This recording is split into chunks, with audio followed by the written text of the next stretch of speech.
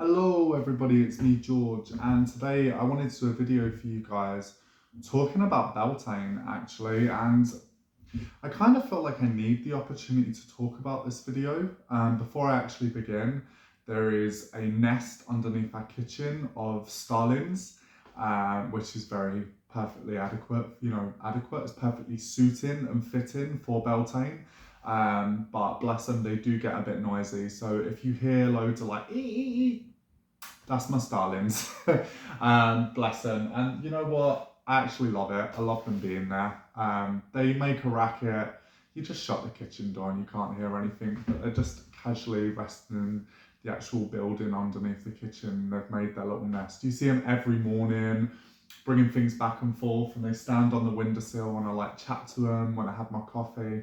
They're dead cute, proper cute. They're really beautiful as well. Lovely little things. So, I wanted to take the opportunity today. There's probably going to be two videos going on. So the first video is going to be about Beltane. Okay, so Beltane is admittedly it's a season, a festival that I have struggled with, and I've tried to do a video about this multiple amount of times, but it's never come out the way in which I wanted it to. So I'm just going to go for gold this morning. And it's a weird one because I have never connected with Beltane really as a festival, as a Sabbat. All the other Sabbats I've connected to, 120%, all of them, even in the latter half of the year, any of them but Beltane. And I think that part of the reason of that is that because there has been a certain branch of witchcraft that is much more fertility cult orientated, i.e. Wicca, and this is not, before I proceed, me bashing Wicca as a tradition. I have a lot of respect for Wicca. I'm not going to sit here and bash Wicca because I'm not about that, and it's not my belief or religion. Do you know what I mean? It's not my personal practice, and I'm not initiated into it, so I don't know enough about it really. It is an initiatory tradition. If we're talking about traditional Alexandrian and Gardnerian Wicca, it is a traditional, traditionally is an initiation tradition, but it's also a fertility cult. It is a fertility religion. It's centered around fertility. And I think that because of that, the impact and the influences that it has had on Beltane is very, very, it's had a lot of influence on all the Sabbats actually. And, we wouldn't be where we are as a community actually had Wicca have not gone public. I'm actually convinced that there would be certain strands and branches of traditional witchcraft that wouldn't necessarily be here, had we have not sort of had Wicca. So, I definitely have respect and acknowledgement for Wicca. This isn't a bashing brigade, so please don't think that. But I definitely feel that when it comes to Beltane, a lot of the fertility cult ideologies and beliefs have been pushed into there, and particularly a lot of heteronormative ideologies and beliefs. And as a gay man where male and female coming together in conjoinment has never been my reality. And actually, I mean, TMI, but it's never been my experience. I'm, I am like, I'm a platinum gay, do you know what I mean? Like, it's never been my experience. So Beltane for me as a seasonal Sabbat of the male and the female come together in conjoinment, rah, rah, rah.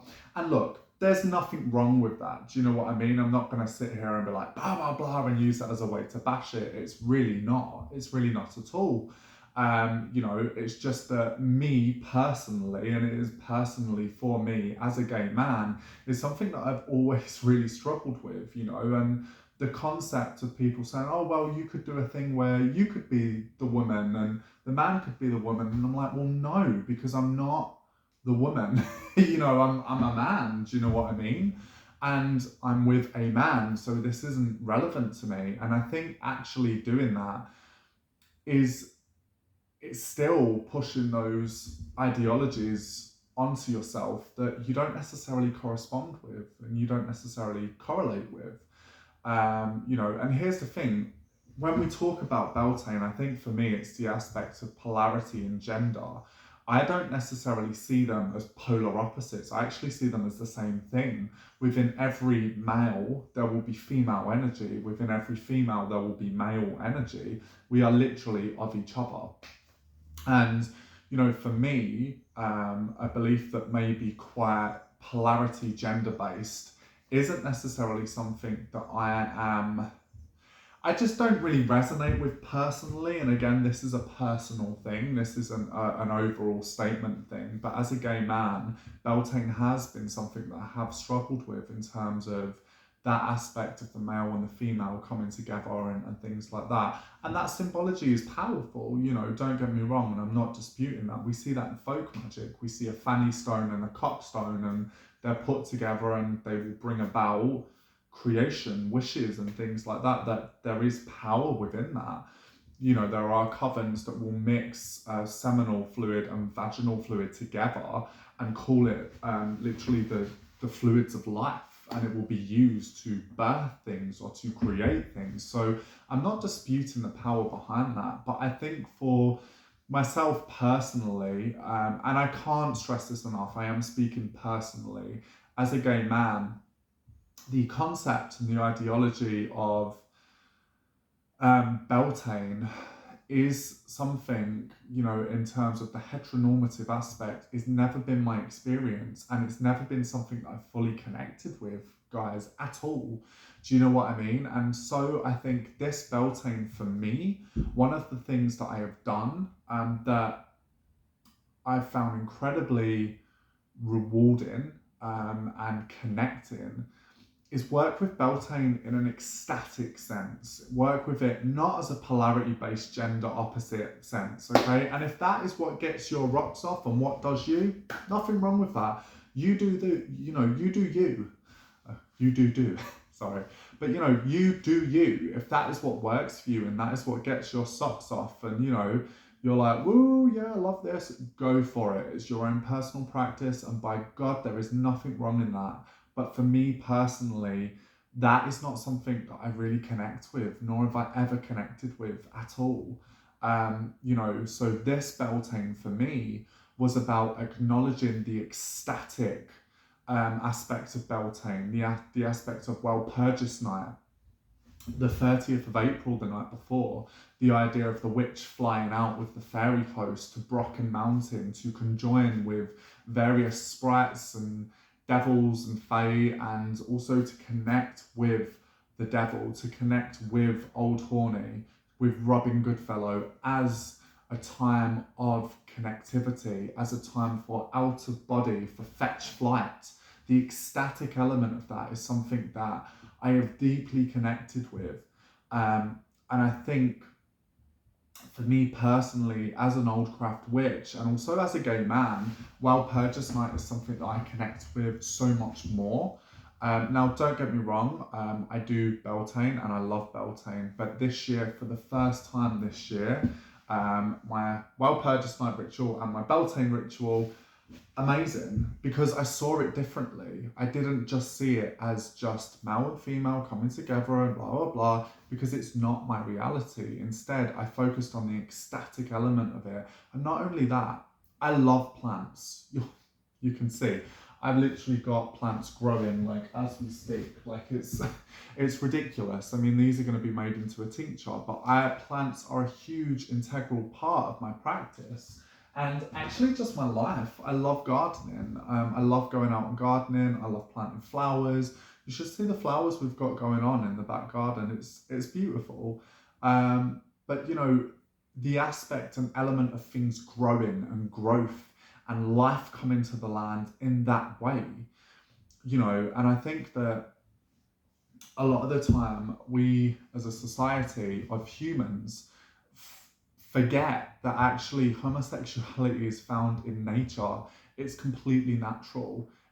The unnatural thing is humanity creating homophobia. That's what that is. Do you know what I mean? And because of that embarrassment over the years, because of that almost shame, I think that that's definitely been perpetuated into some elements of pagan practice where things have been heteronormative, very male and female, very, you know, and I think that that is a part of it. I do. This may be a very controversial video, but fuck it, I'm gonna go. I'm gonna go for it. I'm gonna go for gold. Hopefully, I don't lose loads of subscribers, but it is my view. You know, it is one of my views. And again, this is a personal thing. And once again, it's not saying that if you identify with the aspect of male and female coming together, there is nothing wrong with that, because that is your experience, that is your reality. But for me, that's not. That's never been my personal experience ever. So yeah, it's just, for me, focusing on the element of growth of plants and also sex, you know, also sex, but not just limited to heterosexual sex. For me, all acts of consensual sex are sacred, you know, and it's not just limited to a man and a woman. It's, you know, it's to women, it's to men, it's between trans people. It's completely, it's fluid, but it's all sacred nevertheless, as long as it's consensual, for sure, you know. But I think that this Beltaine, focusing on the sacredness, on the pleasure of sex, is an incredible thing, because I think that sometimes focusing on sex purely for fertility is kind of saying this is why we have sex, when in actual fact, you scratch the surface. You don't even need to scratch the surface. Take a peek into nature to see that a lot of animals have sex for pleasure. Like, a lot of animals have sex for pleasure, and it's not just limited to animals. You know, sex is not just purely and solely for the function of fertility. It's highlighted in nature that it is also for pleasure. Not all animals can feel pleasure from sex, but we as humans absolutely have that privilege to. And I think that seeing that the sacredness in that physical pleasure between two people, maybe more than two people, whatever's your jam, you know, like, I'm not judging. But the point is that seeing the sacredness in sex and seeing it like that, for me personally, and I think it has been a personal thing, and it's not been a reflection on rituals I've done in the past with friends, nothing like that, or experiences, because they've been beautiful. It's just been something that as a whole, rather than those experiences with those people, but as a whole, for me, Beltaine is something that I have struggled with, because I do think that there has been that gender polarity-based issue concerning that. So yeah, I just wanted to do this video to talk about that, and I hope it makes sense. It might be a little bit controversial. Jesus Christ, what's wrong with my words today? But it has been a personal experience, and it is how I feel, and I keep going back to it. I keep talking about it. Another thing, and the last thing that we always forget with Beltaine, Beltaine mirrors Samhain. They are both Celtic fire festivals, but they are both liminal times. They are both liminal times, and they are both liminal spaces. At Samhain, it's the time between the realms of us and the dead are at their thinnest. At Beltaine, it is the time where the realms between us and the Fae are thin. So bear that in mind. Bear in mind that this time of year, the Sidhe, the good folk, the little people, they're there. They are well and truly there. And acknowledge them, give them acknowledgement, and also put your protections up and your guards up, you know. Not all of them are nice. Bear that in mind. Some of them are lovely, but they are very varied. So definitely do that. But yes, I hope this video helps. And it's just my experiences of Beltaine, and I hope it helps. Like I said, there is nothing wrong with being male and female coming together to create. There is nothing wrong in that practice. I'm not saying that. I'm just saying that me personally, as my experience, it's not something that is within my experience.